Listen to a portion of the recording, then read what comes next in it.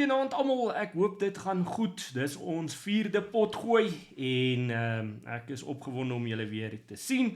En dankie vir al die terugvoer en privaat boodskappe en WhatsApps wat ons kry. En ja, ons kry so stadig aan momentum. Nou, daar's baie mense wat vra, jy weet, wanneer gaan ons nou hierdie ontbloting begin doen en daai tipe van goed. Dit sal kom. Maar ek dink ons moet eers 'n grondslag daarstel van hoekom en waarom. En daarom dink ek is dit belangrik dat ons eers hierdie gesprek, jy weet, op 'n punt begin. En later kundige mense ook inbring, maar dat ons net vir mekaar begin sê, jy weet, wat het verkeerd geloop. Nou julle almal weet, ons as 'n Afrikaner nasie het 'n redelike turbulente verhouding met ons politieke leiers. En dit kom nou al 'n geruime tyd, dit is nie 'n nuwe ding nie. En kom ons begin by 92 daar rond, toe F.W. de Klerk aan bewind gekom het, alhoewel daar voor die tyd ook nou maar goed was, dink ek, kom ons begin nie te ver terug nie. Begin by F.W. de Klerk en die Nasionale Party en hoe hulle vir ons gesê het, dat, jy weet, hulle hierdie onderhandelinge onder beheer het dan nou, en jy weet, dat daar magsdeling gaan wees, en dit sal nie 'n totale oorname wees nie, en sommige van ons het ja gestem, en sommige van ons het nee gestem. En onder die nee-stemmers was daar 'n klomp stemme wat opgegaan het, en dan nou gesê het, jy kan nie hierdie ouens vertrou nie, hulle is besig om vir jou te lieg, en al daai tipe van goed. Maar ons as 'n volk, Afrikaner volk, is maar baie goedgelowig, en het ons aanvaar dat F.W. de Klerk en Rolf Meyer en al daai ouens destyds ons beste belang op die hart gedraai het, en is die ander ouens half afgemaak as malletjies, verregses en onnosel, en dit is die waarheid. Nou gaan ons 'n paar jaar vorentoe, so 30 plus jaar vorentoe, en ons sukkel nog steeds met presies dieselfde tipe van ding. Sodra jy negatief praat teenoor politici, of jy weet, kritiek lewer teenoor hierdie ouens, dan word jy afgemaak as simpel, jy kan nie saam staan nie, en jy's dom, en allerlei sulke tipe van goed. Die teendeel is wel die werklikheid. Net soos 30 jaar plus, toe mense gewaarsku het, hier's groot gevaarligte, rooi ligte, is, jy weet, was hulle reg bewys, en presies dieselfde vandag. Nou kom ons gaan kyk, kom ons begin. So net voor hierdie 2024 nasionale verkiesing het beide die DA en die Vryheidsfront Plus dan nou gesê, jy weet, hulle sal nooit in koalisie met die ANC gaan nie. En ons het presies gesien, dit is wat gebeur het. En hulle bied hierdie tipe van goed aan, die Stop Zuma campaigns, die slaan terug, al hierdie tipe van foefies wat hulle vir ons opdis, doen hulle vir een rede, en dis om hulle partye te groei, ten alle koste. Ten spyte van die feit dat hulle die somme kan maak. Want ek laat my nie vertel dat hulle so dom is dat hulle nie somme kan maak nie. En dan moet ons eerlik wees met mekaar. En ons kan gaan kyk na statistiek. Ek gaan dit nou vir julle hierso, gaan ek vir julle dit neersit. Maar om hierdie hele ding te laat werk, moet daar 'n wenner wees. En hoe gaan Afrikaner konservatiste in Suid-Afrika wen deur 'n demokratiese stelsel? Nou die antwoord is heel eenvoudig. Jy gaan nie. Ons is te min. So ons bevolking op hierdie stadium, blanke, en dit is nou, ek is nou nie die grootste navorsing nie, so ek gebruik sommer nou maar die AI, soos wat hulle noem, en hy sê vir my, daar is omtrent so 7.3% blankes in Suid-Afrika, kleurling mense is so 8.2%, Black African 81.4%, Indiër mense is so 2.7%, en dan other, weet ek nie, maar hulle is so 0.4%. En as jy daarna gaan kyk, behoort jy al klaar te sien dat ons 'n stemprobleem het. Een man, een stem kan nie werk vir Afrikaner, boere, konservatiste nie. En dan as jy nou nog die /Christelik daarin sit, dan het jy nog 'n verdere verdeling daaronder. Nou kom ons, ek lees vir julle 'n paar goed oor statistiek. There are 3 kinds of lies. Lies, damned lies, and statistics.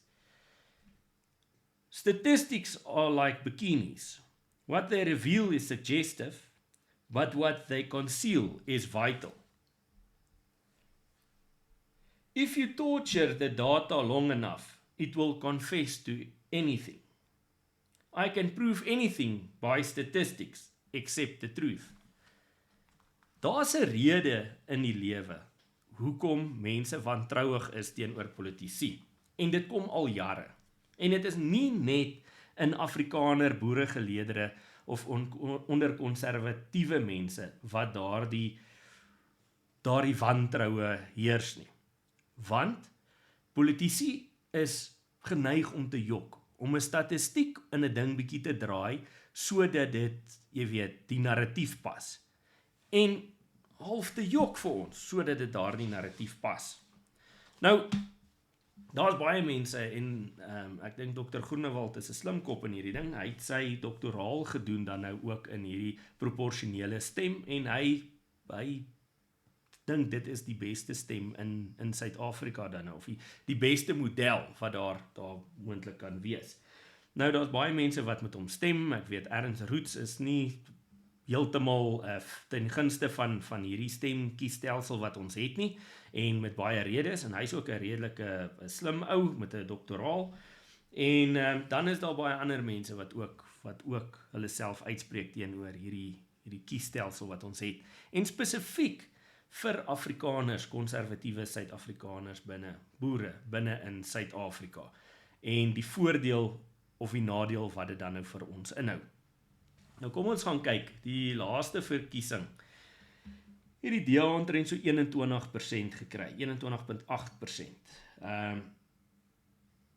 Die idee wat ek hier by jou wil laat, is, kan ons die ANC oorneem? Of waantoe is die ANC se stemme? Nou as ons gaan kyk in omtrent 94, het hulle so amper 2/3 gekry, so by die 60%. En elke jaar neem die ANC se stem af. En dis positief. Mense sou dink, weet jy wat, ons moet dankbaar wees daarvoor.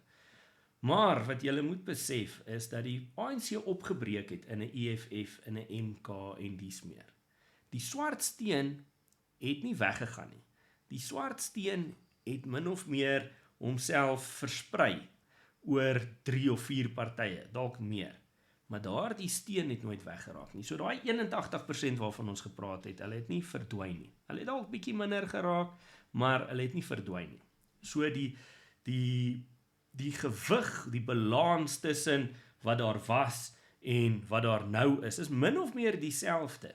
Die goed het bietjie rondgeskuif, maar jy weet, die persentasies is nog min of meer dieselfde. Julle kan ook gaan kyk, Willem het ook 'n videoetjie daaroor gedoen, of 'n podcast daaroor gedoen, en hy kom al min of meer by dieselfde goed uit. Nou kom ons sê, so die laaste verkiesing het die ANC so 40% min of meer gekry. En die DA het 21.8% gekry, die Patriotic Alliance 2%, die Vryheidsfront het so 1.3% gekry, en dan die ACDP so 0.6%. Nou sou ons kom ons sê, die PA, die DA, die Vryheidsfront en die ACDP staan saam. Sou ons hulle almal bymekaar tel, gee dit vir ons 25.83%. Dis nog flippend ver van 40% af. Ons moet verstaan, ouens, dat die proporsionele stelsel op hierdie stadium is 'n probleem. En of die ANC nou opgebreek word in verskillende partye, is hulle nog steeds te groot vir ons om te oorwin met 'n proporsionele stem of met die kiesstelsel. Dit is net onmoontlik. Wat gebeur? Die DA gaan en hulle maak hulle jy moet onthou, die DA is 'n liberale party. Hulle het liberale beskouings en hulle is baie belyn met die demokrate in Amerika. Hulle beleide lyk min of meer dieselfde, hulle logo lyk min of meer dieselfde, hulle ideale en uitkyk is min of meer dieselfde. Dis liberaal. Daar is sekere goed en wat totaal en al teenstrydig is met konservatiewe denke.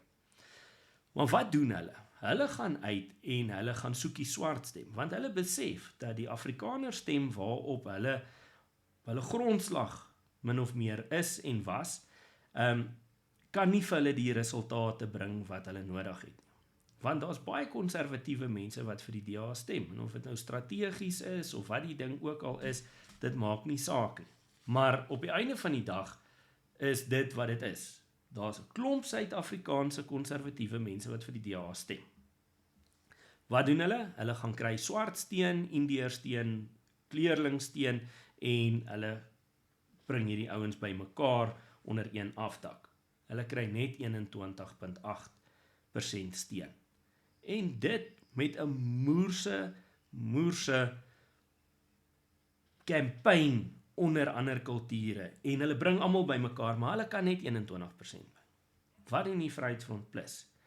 Die Vryheidsfront Plus is 'n konservatiewe party gewees, dit was 'n Christenparty gewees. Wat doen die Vryheidsfront Plus? Hulle gaan verander ook hulle beleid, en hulle beweeg ook na die linkerkant. Nie heeltemal oor nie, maar tot 'n groot mate na die linkerkant. En hulle gaan kry vir hulle kleurlingsteen en swartsteen. Nou wat is die goeie daarvan? Jou persentasie groei, dit lyk goed. Wat is die slegte daarvan? Jy word uit jou eie party uitgestem waar dit kom by beleid. En jy loop die gevaar om opgeneem te word, om verswelg te word. Nou as jy die minderheid in jou eie party word, dan het jy 'n probleem. As jou denke begin uitfaseer of jou beleid, as hulle daai ding begin wegkalwe, dan raak dit 'n probleem. En ons sien dit ook in die Vryheidsfront Plus. Die Vryheidsfront Plus het sterk Christelike standpunte gehad, en dit het verwater oor die laaste 5 jaar. Hulle het 'n sterk Afrikaner sentiment gehad, en dit het verwater oor die laaste paar jaar. Baie keer as jy hulle hoor praat, sal hulle sê, maar hulle is vir minderheidsregte. Sekondêr Afrikanerregte. Hoe Corneille dit nou weer aanbied is, ons is vir Afrikanerregte, maar ook minderheidsregte. Die probleem is, as jy in 'n caucus sit, is daar nie 'n 1 en 2 nie. Daar's getalle. So dit raak 'n probleem binne in jou party se strukture. Die kruks van die saak is, al het ons al hierdie partye wat by mekaar staan teen die ANC, is ons nog steeds minder, want hulle het nog steeds die MK, en hulle het nog steeds die EFF, en 'n legio van ander partye wat na links is, pro-Palestina en al daai tipe van goed.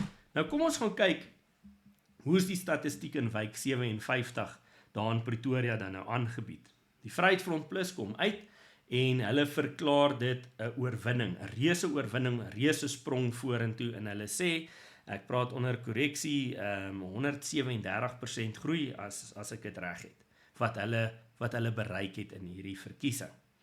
En hulle gaan so ver om te sê, weet die DA, en die DA doen dit, stuur 'n boodskap uit wat sê hulle in die ANC is kop aan kop, en jy weet, en dit klink so half die Vryheidsfront uit, want eintlik was die Vryheidsfront Plus en die DA kop en kop, en toe gaan stem almal DA, jy weet, en skakel die Vryheidsfront Plus uit. Nou dis 'n ou strategie, en die demokrate is nie bang om vuil te speel nie. Julle moet dit onthou, ek het dit al in my lewe baie gesien.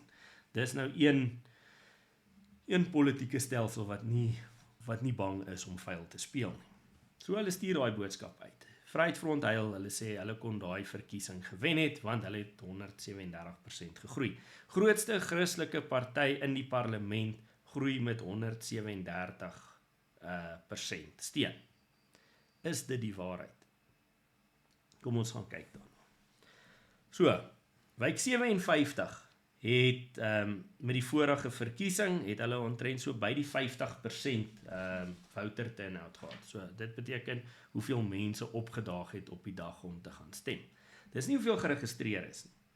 Dis hoeveel mense opgedaag het om te stem. So die vorige verkiesing, munisipale verkiesing, het hulle so 50%, net so oor die 50% gehad, mense wat gaan stem het, wat geregistreer is. In hierdie tussenverkiesing het daar omtrent 21% geregistreerde mense gaan stem. Sien julle wat is die persentasie verskil? En ons sal nou daarby uitkom en daaroor gesels. Wat doen dit aan die persentasies?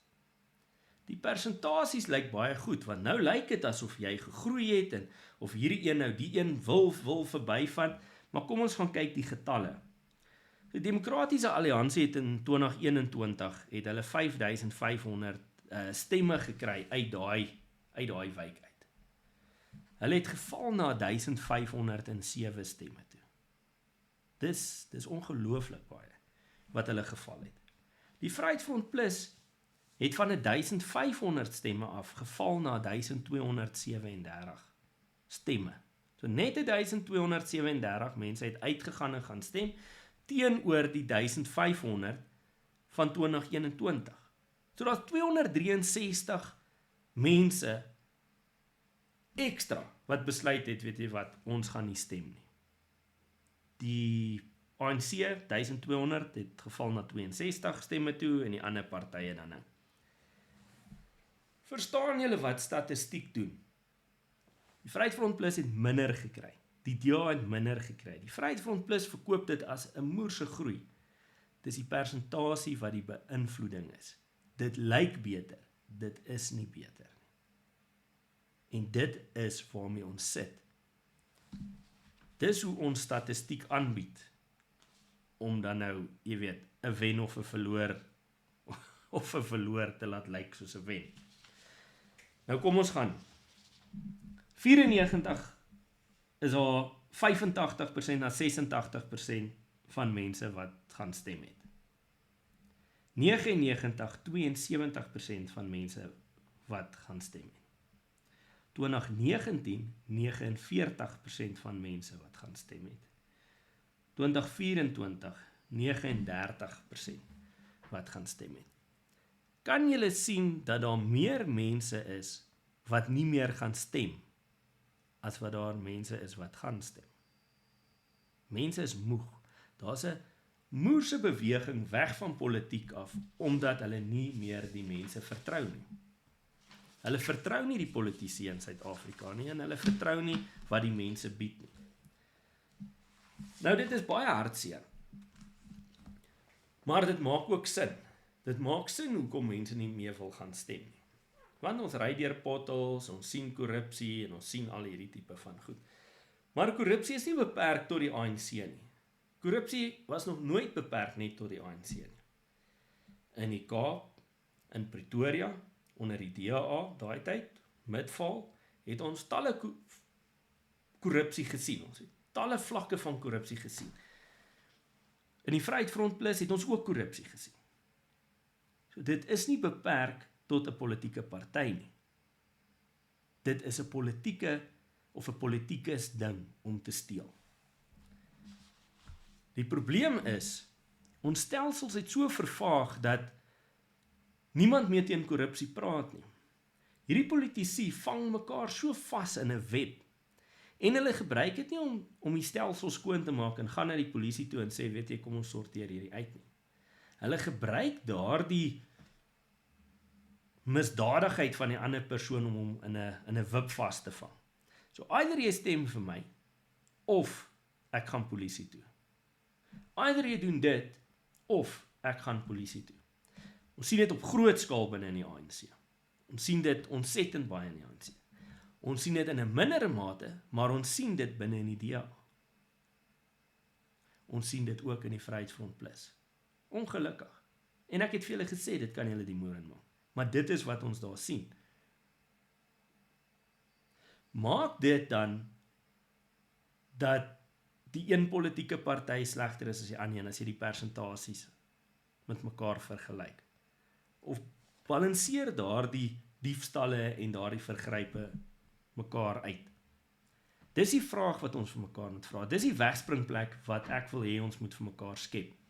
Ons moet sê, dit is nie 'n geheim dat die ANC 'n slegte politieke party is met 'n klomp ANC-kaders wat geld steel.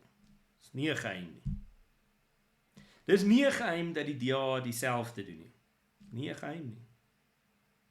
Dis ook nie 'n geheim dat die ander politieke partye, insluitend in die Vryheidsfront Plus, daar dieselfde strategieë volg, deur af te pers eerder as om te rapporteer by die polisie. Nou kom ons sê vir mekaar. Almal wil weet, hoekom ontbloot ons hierdie goed? Hoekom praat ons oor hierdie goed?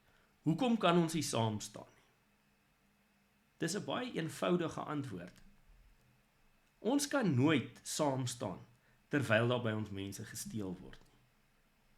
Vir die bloot eenvoudige rede, dat as jy lieg, kan jy steel, as jy steel, kan jy moor. Daar is niks wat nie buite 'n politikus met mag se hande is nie. Ons sien politieke moorde in Suid-Afrika. My bakkie se remme was al geknip. Daar was al op my geskiet gewees. En so kry jy dit oralste deur die spektrums. So, hoe skuldiger of hoe moeiliker dit raak vir 'n politieke groep of 'n politikus om weg te kom met sy misdrywe, hoe harder sal hy beklei en hoe gevaarliker sal hy raak. En in Suid-Afrika met die ANC gaan ons dit in die volgende paar maande gaan ons dit baie sien. Ons gaan sien, en ons het al gesien, hoe 'n ou Kamstig by 'n 22 verdieping gebou uitgespring het. Dit gebeur nie. Ons het gesien hierdie skieterye na hierdie ondersoekkommissie wat aangestel is. Die punt bly staan. Ons moet ons politieke partye skoon kry. Ons moet hulle verantwoordbaar hou. As daar iets verkeerd gaan, moet ons dit aanspreek en ons moet dit skoon maak. Ons kan dit nooit wegsteek nie. Altemin die boere en Afrikaners in Suid-Afrika. Die Vryheidsfront Plus is 'n party wat gestig is vir die vryheid van boere en Afrikaners. Dis sy stigtingsvoorwaardes. Dit is wat generaal Constant Viljoen wou gehad het. Dis waar die mandaat vandaan gekom het vir selfbeskikking, van oor die 600,000 mense wat daarvoor gestem het.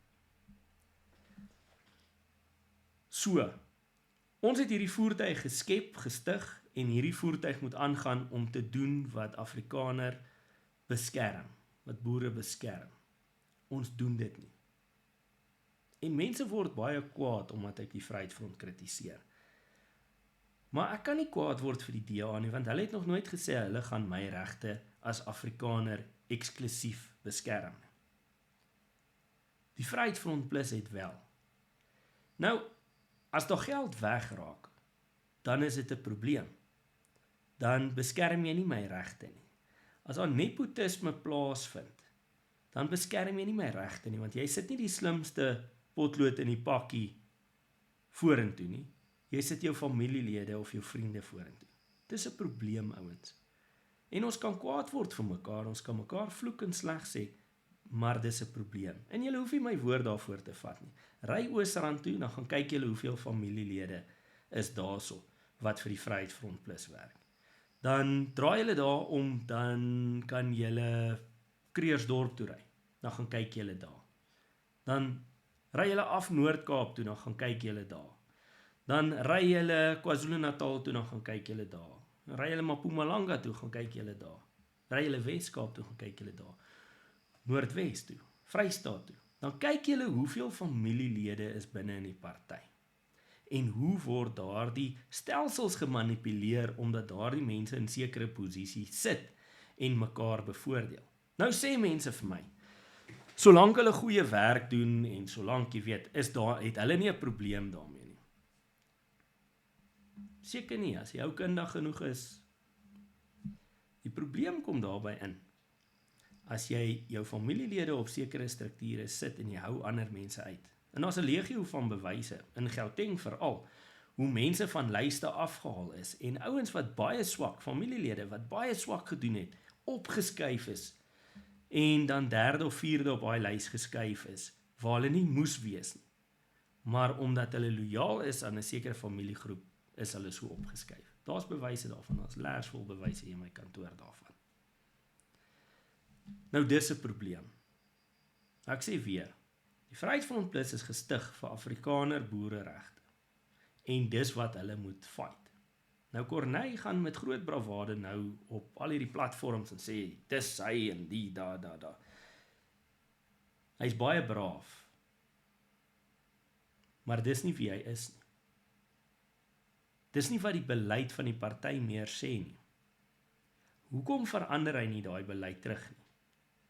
Hoekom sê hy nie vir die mense, weet jy wat, ek het nou net besluit, daardie beleid is nie meer waarvoor ons staan nie. Hoekom sorteer hy nie die korrupsie binne in die party uit nie? Want dit het hom bevorder, dit het hom bevoordeel. Hy het daai goed toegemaak. Hy is deel van daardie span wat hierdie goed verdoesel en versuim het om dit aan te spreek. Hy weet baie goed, want hy was in al die vergaderings waaroor dit gegaan het. Die punt bly staan, as ons nie 'n skoon party het nie, daar is sekere mense, familielede, wat voordeel trek uit hierdie ding uit, dan is ons nie vir die Afrikaner boere daar buitekant nie. Dit kan nie wees nie. Ons is net vir onsself. Nou 30 jaar werk ons aan selfbeskikking. Dis 'n geop en afspringery. Gaan praat, moenie met Kobus Hofman praat nie. Gaan bel rond advokate en organisasies wat die Vryheidsfront Plus wou gehelp het met selfbeskikking. En dan hoor jy hoeveel van hulle het 'n negatiewe ervaring met die Vryheidsfront Plus oor selfbeskikking. Hulle wou nie help nie. Hulle wou nie deel nie. Tabok Trust het uitgekom en gesê, Pieter Groenewald het bietjie probeer. Maar jy moet onthou, selfbeskikking is Corneille Mulder se baby. Corneille Mulder, Jaco Mulder en Wynand Boshoff. Dit was hulle baba in die party gewees. Niemand kon daar naby kom nie. Daai ding is so afgekort Don. Vra vir mense, Tabok Trust en ander. Hoekom kon hulle nog nooit met die Vryheidsfront Plus regkry nie? In 2019 gaan Dr. Groenewald in die parlement en hy sê vir Cyril Ramaphosa, meneer Ramaphosa, daar's 'n uitstaande ding waaroor ek met jou moet praat. En dit is selfbeskikking vir Afrikaners, boere. Hy point hom nogal so in die parlement. 'n Rukkie daarna gaan Corneille Mulder ook en hy maak min of meer dieselfde toespraak, selfde jaar, verkiesingsjaar. En sê, hoorie, maar daar's 'n uitstaande ding. Dit was 2019. Ons is in 2026 en daardie vergadering wat hulle gevra het nog nooit plaasgevind nie. Nou my eenvoudige vraag is dit, as jy 7 jaar vat om 'n vergadering te reël, 30 plus jaar om 'n wet uit te skryf of om vleis aan daardie wetgewing te gee. Waarmee is jy elke dag besig? Is jy dan besig met selfbeskikking? Of waarmee is jy besig? Nou baie, die politici sal opspring en vir al die Vryheidsfront Plus sal sê, maar jy kan nie elke dag selfbeskikking op die tafel sit nie. En mense wou dit nie gehad het nie. Dit was jou doel. Jou stigtingsvoorwaardes en jou mandaat deur 600 plus 1000 Suid-Afrikaner, blanke, konservatistiese boere het vir jou gesê, gaan kry vir ons selfbeskikking. Die ou wat hierdie goed voorgeveg het, was generaal Constant Viljoen. In 99, ek is amper seker van daai daad, toe is daar 'n mosie van wantroue en die Mulders was deel van daardie groepering raak van Constant Viljoen ontslae. 99 val die Vryheidsfront Plus se getalle na benede, van 600,000 af, ek dink hier na 130,000, 139, 36,000. Hoekom? Daarna het die Vryheidsfront baie gesukkel om hulle getalle op te kry. Hulle het die hele tyd maar daaronder gebly. 2019 staan Pieter Groenewald op in 'n toespraak en hy praat oor grondonteiening. 'n Sterk toespraak, wonderlike toespraak. En sê vir die ANC, dat sou julle ons grond vat, dan soek julle vir oorlog. Daardie verkiesing kry Pieter Groenewald 441,000 stemme. Hoekom? Want die Afrikaner, boere, blanke, konservatiewe mense sien hoop. Iemand wat opstaan en sê, weet jy wat, ons gaan nou 'n fight opsit met hierdie ding. Daarna, 2024. Tussen 2019 en 2024 vervaag die Vryheidsfront Plus se stem na buitekant. Hulle trap rond op beleid, beweeg bietjie links na liberale beleid en al daai tipe van goed. Weier, versuim om hulle self uit te spreek teenoor korrupsie binne in die party. Binne gevegte, smeer goed toe, maak verkiesings ongeldig. En hulle val weer hier na 200.000 stemme toe. My vraag is, kon hulle nie sien dat hulle basis lê by konservatiewe mense nie? Nie aan 'n kulture nie, nie aan 'n hulpmiddels nie, nie liberale beleid nie, maar wel by konservatiewe mense wat 'n leier soek wat sterk is en wat opstaan. Dieselfde tendens het binne die DA afgespeel. Kyk hoe dit gegaan met Mmusi Maimane. Kyk hoe dit gegaan met Helen Zille. Kyk hoe het dit gegaan met John Steenhuisen en hoe gaan dit nou? Suid-Afrikaners is vuisfoos vir korrupsie. Hulle is vuisfoos daarvoor om altyd die blaam te kry vir goed wat in Suid-Afrika verkeerd loop. Ons blankes, boere, is niemand se slaansak in Suid-Afrika nie. Ons het niks gesteel nie. Ons het vir alles gewerk. Ons skuld niemand niks. Ons het oorloë gewen, ons het oorloë verloor. Ons het al 'n genocide teen ons gehad deur die Britte. Ons is weer besig met daai selfde ding. En ons politieke leiers ontken ons die reg om te kla oor dinge wat ons pla. Hoeveel jaar word die Witkruis al aangebied? En hoe moes die organiseerders altyd sukkel om die politieke leiers daar te kry? Hierdie vorige een, daar's 'n politieke leier. Die een voor dit, net naby die verkiesing, daar's 'n politieke leier. Nou ouens, ons kan baie praat. Ons kan baie dinge sê. Op hierdie stadium wen die nie-stemmers stem in Suid-Afrika. Want mense is gatvol. Ons het 'n land van 63 miljoen mense omtrent. 65, mense weet ook nou nie hoe tel hulle hierdie goed nie. Omtrent tussen 500 en 800.000 mense het al geïmmigreer, sê ChatGPT, ek dink die getal is hoër. Plus minus 100.000 mense werk in die buiteland. Plus minus 15 tot 25.000 mense werk op die H2A. Plus minus 15 tot 20.000 mense werk op hierdie groot skepe. En dan onderwys is omtrent so tussen 5 en 10.000. Ons het 'n klomp mense verloor wat geïmmigreer het uit Suid-Afrika. Hoekom het daardie mense geïmmigreer? Hulle het geïmmigreer want hulle het nie hoop gesien in die kiesstelsel. Hulle het nie hoop gesien dat ons die ANC met hierdie kiesstelsel kan verower nie. Hulle het hulle goed gevat, dood eenvoudig, en hulle het gewaai. Die ander groep mense het net dood eenvoudig besluit, ons gaan nie meer stem nie. Ons gaan nie ons tyd mors nie, want almal lieg vir ons. Is dit nie 'n indikasie, of is dit nie 'n teken, dat daar meer mense gatvol is vir hierdie stelsel waaraan ons self oorgee? Dit moet tog vir jy 'n aanduiding gee, dat nie net Kobus ongelukkig is oor wat besig is om te gebeur nie. Nie net Kobus is ongelukkig met die Vryheidsfront Plus nie. Waar is die 600.000-700.000 mense wat altyd vir die Vryheidsfront Plus gestem het? Wat hulle 'n mandaat gegee het? Daai mense het opgehou stem, hulle het net gesê, weet jy wat, ons kan nie meer nie. Ons kan onsself nie meer vereenselwig met hierdie party nie. Hy beweeg in 'n rigting wat ek nie van hou nie. Daar's talle mense wat nie gaan stem nie. Vra my, hoeveel jare het ek strate gestap, en ek het altyd gedink, maar hierdie ooms is negatief. Hierdie ooms weet nie wat aangaan nie. Verstaan jy, ons gaan 'n verskil maak. Net om te sien hoe parlementslede in die parlement skaamteloos sit en slaap.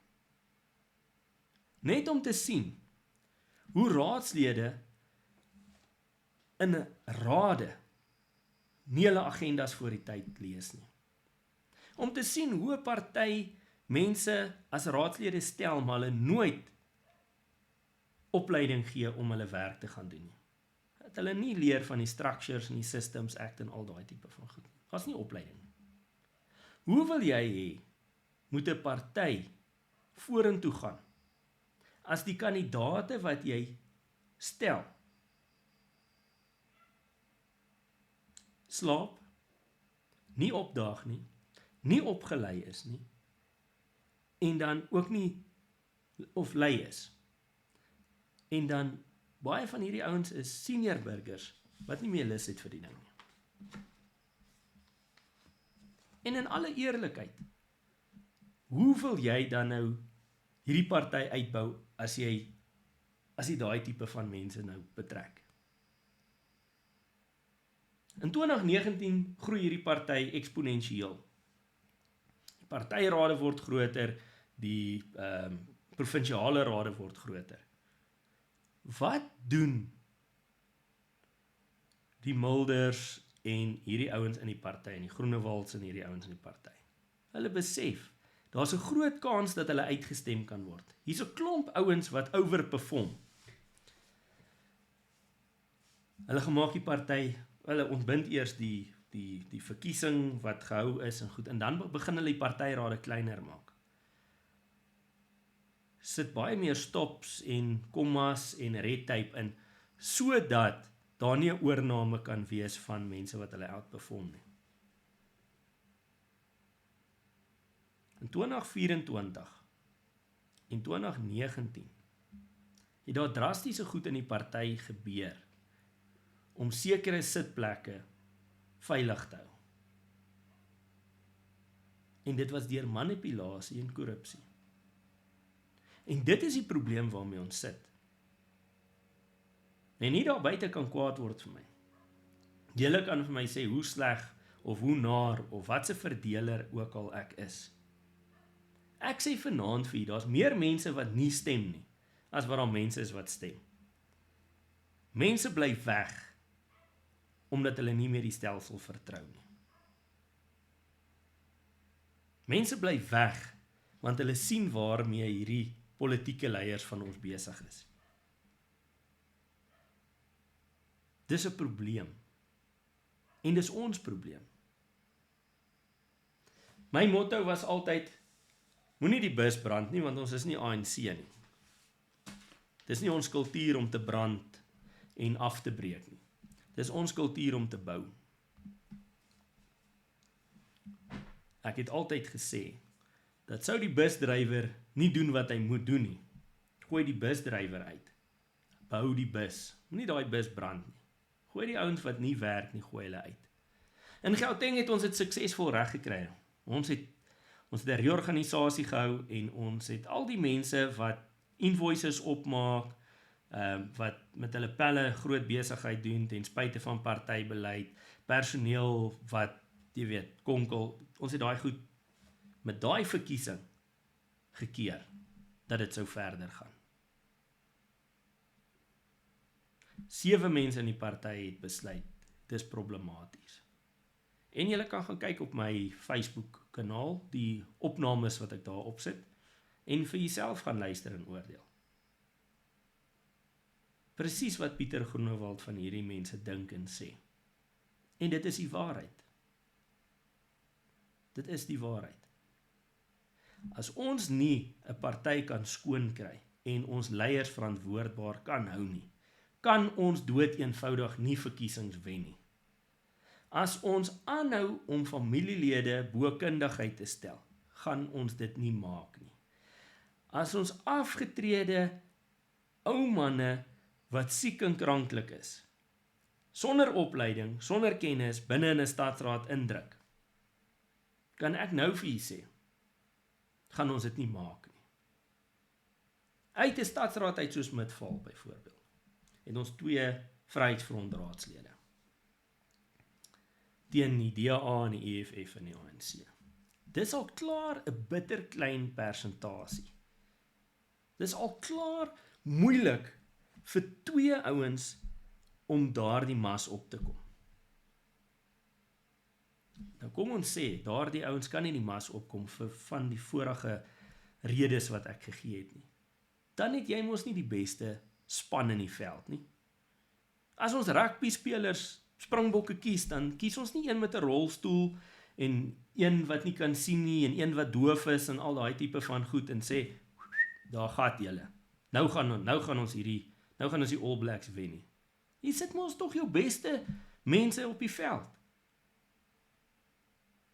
Nou my vraag is, hoekom kan ons dit nie in die politiek doen nie?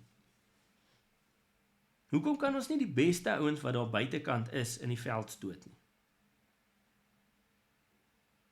En weer eens, dis nie net ek wat hierdie probleem gehad het. Hoekom dink julle is AfriForum gestig? Waar kom daai mense vandaan? AfriForum se mense kom uit die Vryheidsfront Plus uit. Hulle het jare terug gesien, hierdie ding kan nie werk nie. Ons moet eerder 'n ander roete kry. En ek haal my hoed vir hulle af. Dis hoekom dit gebeur het. Dis hoekom daardie mense weggestap en in AfriForum eerder gestig het. Ek moet nie my woord daarvoor vat nie, bel. Gaan vind uit. Almal sê nou, Dr. Groenewald doen verskriklike goeie werk in korrektiewe dienste as minister. Ek stry glad nie daarmee nie. Net deur elke dag op te daag, sal hy beter doen as die ANC. Dis feite. Die probleem waarmee ek sit, is hoe ons daai ministerspos gekry het. Die argument is die volgende. Ons word genooi vir 'n regering van nasionale eenheid. Moes ons nie voorwaardes gestel het daar nie. Gesê het, jessie ouens, grondonteiening. Kom ons sit grondonteiening op die tafel. Sou grondonteiening plaasvind nie, dan sal ons na die regering van nasionale eenheid toe gaan. Kom ons sit selfbeskikking daar. Gee vir ons daardie vergadering wat ons nou al 7 jaar voorwag oor selfbeskikking en dan kom ons in die regering van nasionale eenheid in. Dit het nie so gewerk nie. Dit het slegs gegaan oor poste. Daar was geen voorwaardes gestel nie. Wanneer in die geskiedenis was dit ook so dat daar geen voorwaardes gestel is nie? In 92 en 94. Die skryf van die grondwet. Gaan lees Cyril Ramaphosa se boek en ander. Wat gesê het, daai NP-regering het vir ons goed gegee wat ons nie eers voor gevra het nie. Vir ons goed gegee waarvoor die ANC nie eers gevra het nie. Nou vandag sit ons met die regering van nasionale eenheid en ons sit alweer met daai probleem. Geen voorwaardes is gestel nie. Net dalk, ons gaan nog so 'n bietjie opposisierol speel. Wat mense uit die oog uit verloor, is dat terwyl jy minister is, moet jy ANC-beleid uitvoer. Jy moet BEE uitvoer. Al hierdie slegte goedjies wat ons so op en af spring oor, moet uitgevoer word. Jy kan nie die Vryheidsfront se beleid daar binnekant in korrektiewe dienste uitvoer nie. Jy kan wel beter na die geld kyk en al daai tipe van goed. Maar wat se voordeel hou dit vir jou as boer en Afrikaner in? Fokol, niks. Dit hou nie vir jou voordeel in nie. Mits jy tronk toe gaan. En dan gaan dit ook nie vir jou voordeel inhou nie, want die kos is gesny. Jy eet nou minder in die tronk. Minder nyama, minder vleis. Ouens, ons moet ons leiers verantwoordbaar hou, ons moet ons leiers by hulle woord hou. As jy vir my sê, ons sal nooit in 'n koalisie ingaan met die ANC nie, dan moet dit so wees. Come hello high water. Dan kom jy terug na jou kiesers toe, sê, luister ouens, hierdie ding het nou op ons tafel gekom, wat maak ons? Nie, ek gaan na die federale dagbestuur toe, waarvan almal 'n plekkie het nie, en dan gaan doen jy dit nie. Jou belofte aan die kiezer, daai ou wat die kruisie getrek het, met die kaal voete, dis daai ou, waarna toe jy moet teruggaan. Jy het gesê nooit nie, dis hoekom hulle vir jou gestem het. Toe gaan jy in elk geval. En laat ons met mekaar eerlik wees. En gaan luister die opnames op my blad. Daar is 'n coup d'état binne in die Vryheidsfront gewees. Of julle nou daarvan hou of nie. Gaan luister Groenewald se recording op my foon. Of op my Facebook. Vorige verkiesing het hy dit met 7 stemme gewen. Die IDB, die uitvoerende dagbestuur om hom, is oorgeneem deur die Mulder faksie. Hulle het baie druk opgesit. Hulle het die verkiesing ongeldig verklaar, al daai tipe van goed. Pieter Groenewald het geweet dat sou hy Gauteng verloor binne in die Vryheidsfront Plus, dat sy leierskap daarmee heen sou wees. Wat het gebeur? Hulle het hom gedruk. Hy het gespring vir die ministerspos en die leierskap oorgegee aan Corneille Mulder. Nou laat ek vir julle duidelik sê, daar is nie 'n ding soos 'n onbestrede ding binne leierskapsverkiesing nie, dis twak. Daai goed word alles voor die tyd gereël. Die bekleierye vind lank voor die tyd plaas en dan sê jy vir die stem weer daar binnekant, dis hoe ons gaan stem. Ons het 'n ooreenkoms, dis hoe ons gaan stem. Wat ek van hierdie podcast wil hê en wat ek wil hê ons moet doen met hierdie statistiek en goeters is, dink net. Gaan uit, gaan dink. Jy hoef nie met my saam te stem nie. Ek gee nie om of jy met my saamstem nie. Wat ek net wil hê is, gaan kyk na hierdie goed, gaan ontleed die statistieke, gaan doen wat jy moet en besef waarmee ons besig is. Ons het altyd die spot gedryf met ouens soos Oom Wynand de Tooy, Gustav Miller, klomp van die ander ouens, en gesê, yes, hierdie ouens, hulle teer op gevaar. Dis wat in die politiek gesê was oor daai ouens.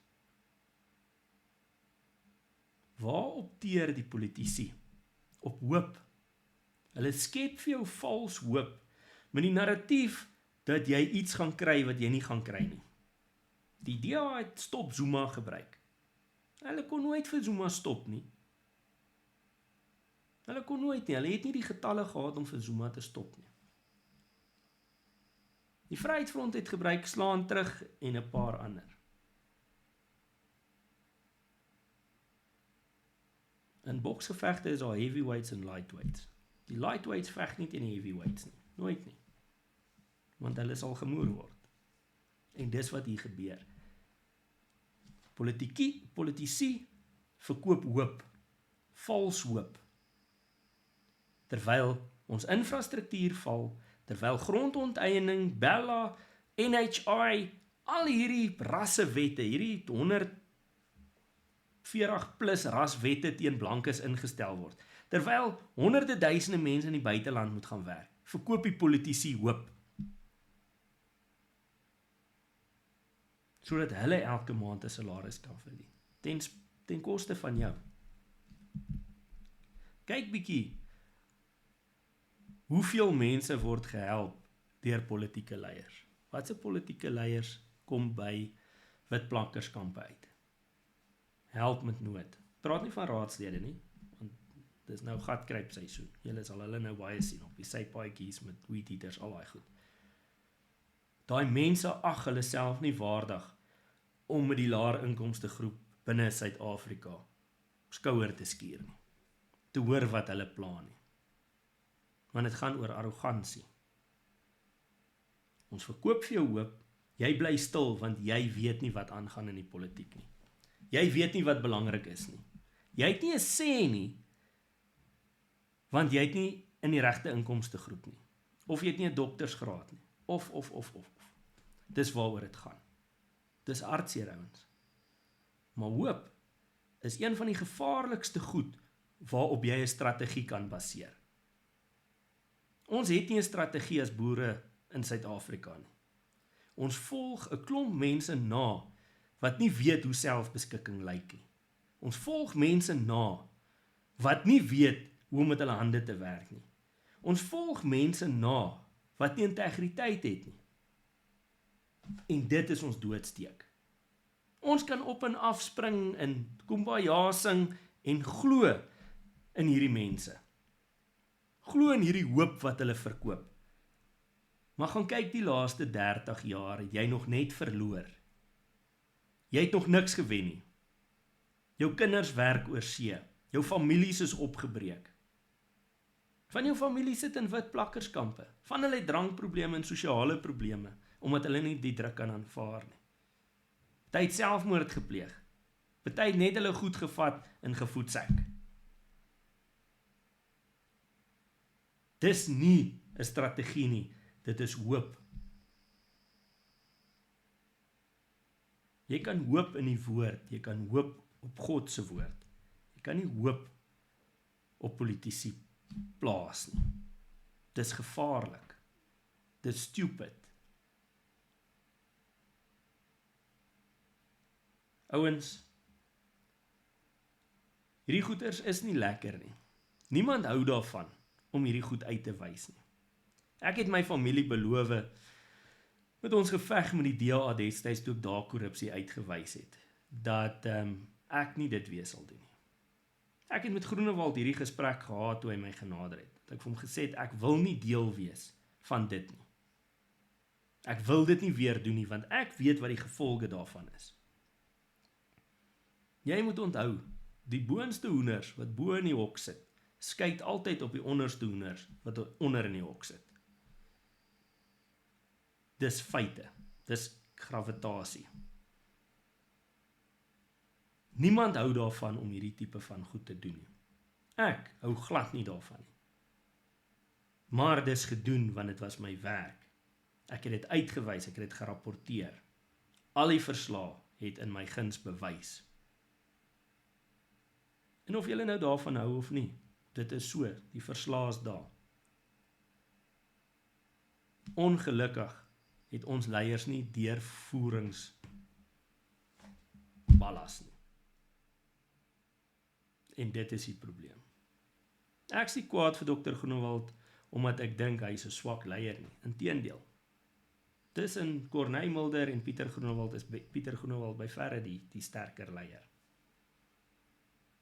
Die probleem waarmee ek sit, is dat ons opgetree het teenstrydig met wat ons beloof het. Ons het beloof, Kobus, ons gaan korrupsie uitsorteer, uitroei. Ons gaan nooit met die ANC in 'n koalisie nie. Daardie twee beloftes het nie gebeur nie. Daardie twee goed laat my hulle integriteit bevraagteken. Daar's 'n legio ander. Dink aan wat ek vir julle vanaand gesê het. Gaan terug, gaan kyk op ChatGPT of AI of net waar julle wil. Van my statistiek gaan dalk bietjie krom wees. Van julle gaan nie saamstem daarmee nie. Maar ek kan jou beloof, die kruks van die saak bly dieselfde. Ons in Suid-Afrika, boere, konservatiewe mense, het 'n groot probleem. Ons mors ons tyd met twak. Mense vra, wat is die oplossing? Vereers is die oplossing, kom ons hou op lieg vir mekaar. Vereers is die oplossing, kom ons hou op steel by mekaar. Vereers is die oplossing, kom ons wees eerlik met mekaar. Kom ons bring ons mense terug huis toe. Kom ons maak onsself sterk. Deur sterk leiers wat opstaan en vir jou die waarheid vertel. Hoe ongemaklik ook al dit mag wees. Hoe ongerieflik dit ook al mag wees. Hoe ontydig dit ook al mag wees. Kom ons praat net die waarheid, ons sê vir mekaar, weet jy wat, ons is besig met twak. En ek kan nie beloof, dat sou daai korrupte, integriteitslose leiers verdwyn, is daar klomp jong manne en spruite, wat daardie posisies sal opneem. En weer eens sal dit ons verantwoordelikheid wees om hulle verantwoordbaar te hou, om hulle eerlik te hou. Want hulle sê, money and power corrupts. Julle moet 'n lieflike aand hê. Dankie dat julle geluister het. Stuur maar 'n WhatsAppie of so as julle nog goed wil bespreek. Ons sal in die volgende episodes nog 'n klomp interessante goed bespreek. Beleid byvoorbeeld bietjie bespreek. En vir julle uitwys waar die beleid verander en waar hy nie verander nie. En ons sal gesels met kundige mense. Maar ons gedagte is om daarom so 'n bietjie positiewe goed ook te bespreek en met mekaar te gesels daaroor.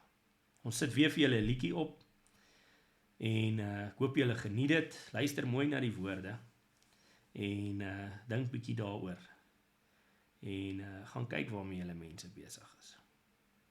Liefde, vrede, Jahwe se seën vir julle julle moet mooi loop. Totsiens. Daaronder in die Kaap sit 'n parlementslid en gaap, vet en blink gevreet aan 'n belastingbetaler se sweet. Beloftes en hoop, dis wat hy verkoop.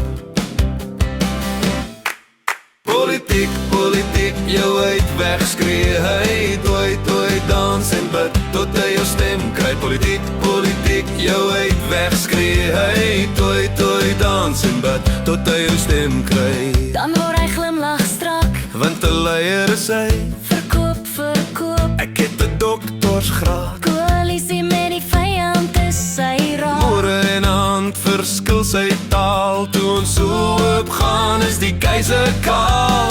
Op die verhoog is hy God se kind, tog in die gange is hy tot die duiwel verbind. Nes die MP van vroeër kan hulle met woorde toer, nog nooit was hulle verbind tot vryheid vir 'n kind. Politiek, politiek, jou uit wegskree, hy tooi, dans en bid, tot hy jou stem kry. Politiek, politiek, jou uit wegskree, hy tooi, dans en bid, tot hy jou stem kry. Mag, geld en titels het al vir ons swaar kry verblind. Daaronder in die Kaap Sit 'n parlementslid en slaap.